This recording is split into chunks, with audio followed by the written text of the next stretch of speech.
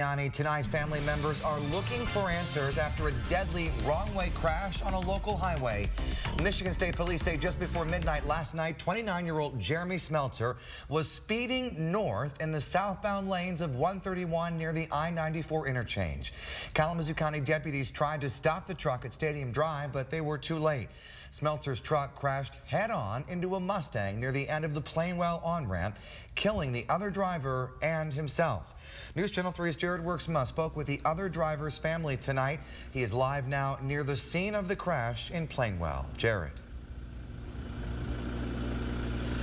Well, Andy, the family of the driver of the Mustang, that is Jared Ford, they are very upset. Obviously, they are grieving, and they have a number of questions at this point. None of them bigger, though, than why, since two Michigan State troopers were able to get to the highway here in Plainwell prior to Ford, why was he even able to get on the highway at all?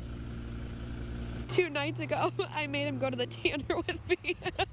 That's the last time Jessica Shook was with her brother, Jared Ford. I got videotapes of him because we decided to sing along in the car and do a duet, so that was the last time. I didn't even get a chance to say I love you or anything to him. And early this morning, her phone rang. My mom called me at 2:30 this morning, and she had told me that my brother had passed away in a car accident. It didn't really hit me until I went to the hospital to see Megan, that it was real.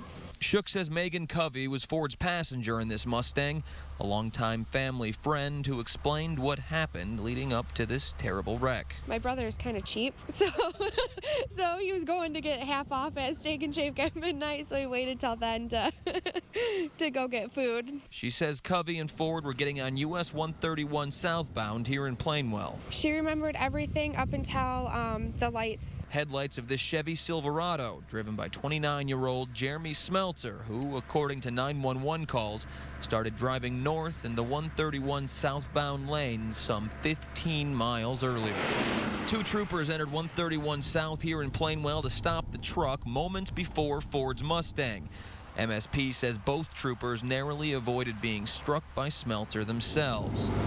Shook says her brother saw one of the troopers stopped at the end of this on-ramp. He was turning around to make sure that no other cop cars were coming up behind him before he merged onto the highway. She said she yelled, "Jared, lights." She said it was just so quick that he didn't have time to react, and neither did she. Now Ford's family is left wondering if more could have been done. My family just really wants to know why nobody stopped my brother from getting onto the highway if they knew somebody was coming down the wrong way on the highway.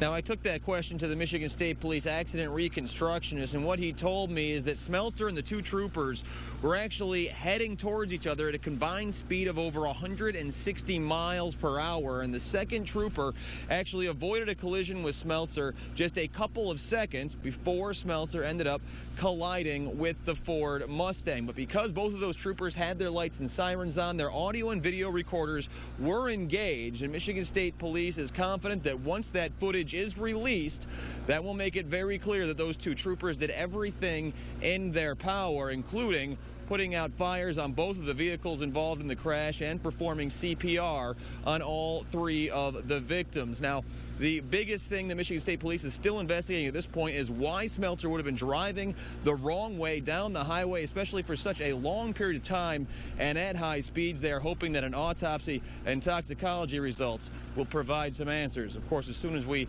have any of that information for you, we will pass it along. But for now, we're live in Plainwell. I'm Jared Worksma, News Channel 3.